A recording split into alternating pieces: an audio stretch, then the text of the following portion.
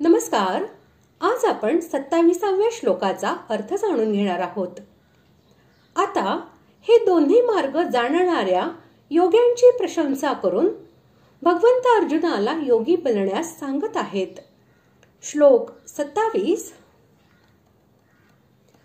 नैते श्रुती पार्थ जानन योगी मुह्यति कश्चन तस्मात् सर्वेषु कालेषु योगयुक्तो भवार्जुन. श्लोकाचा अर्थ: हे पार्था, अशा रीतीने या दोन मार्गांना तत्वतः जाणल्यावर कोणीही योगी मोह पावत नाही. म्हणून हे अर्जुना, तू सर्व काळी समबुद्धी रूप योगाने युक्त हो, अर्थात नेहमी माझ्या प्राप्तीसाठी साधन करणारा हो. पूर्वीच्या श्लोकात ज्या दोन मार्गांचे वर्णन आले आहे त्याच दोन्ही मार्गांचे वाचक येथे येते या विशेषणासह स्तुती हे पद आहे.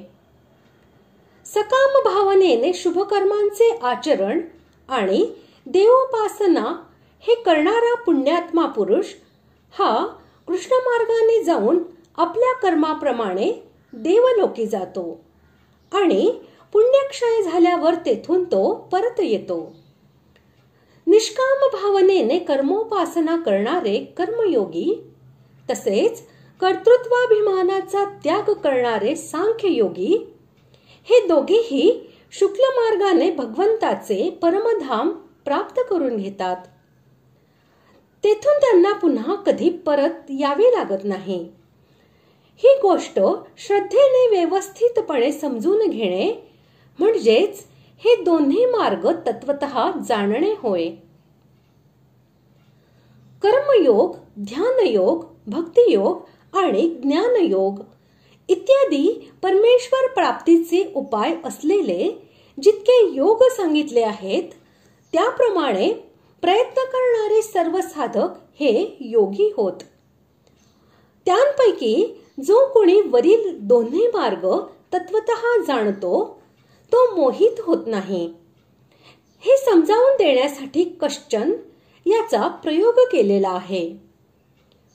वरील योग साधनेस लागलेला मनुष्य सुद्धा या मार्गांचे तत्व न जाणल्यामुळे स्वभाववश या लोकी अगर परलोकी भोगांमध्ये आसक्त होऊन साधनेपासून भ्रष्ट होतो.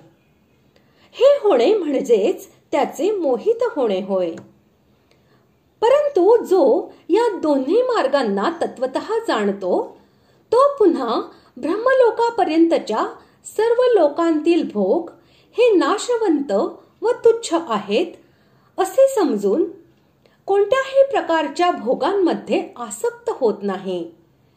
तसेच निरंतर परमेश्वराच्या प्राप्तीच्या साधनामध्ये लागून राहतो.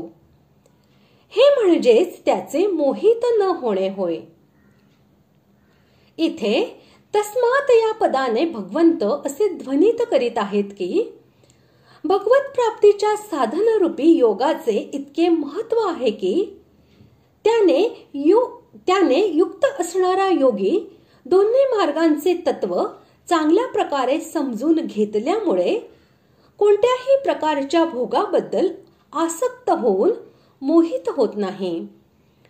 म्हणून तू सुद्धा नेहमी योगयुक्त बन.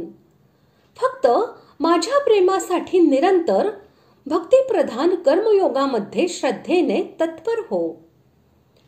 या अध्यायाच्या 7व्या श्लोकातही भगवंतांनी अशीच आज्ञा दिली आहे. कारण अर्जुन त्याचा अधिकारी होता. अर्जुनाला सर्व काळी योगयुक्त होण्यास सांगितले आहे.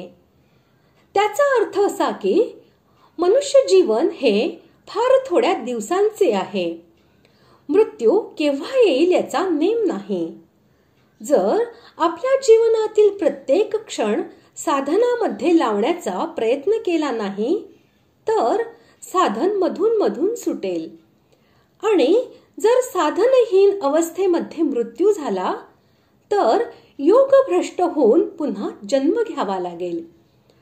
म्हणून मनुष्याने भगवत प्राप्तीच्या साधनामध्ये नित्य निरंतर राहावे.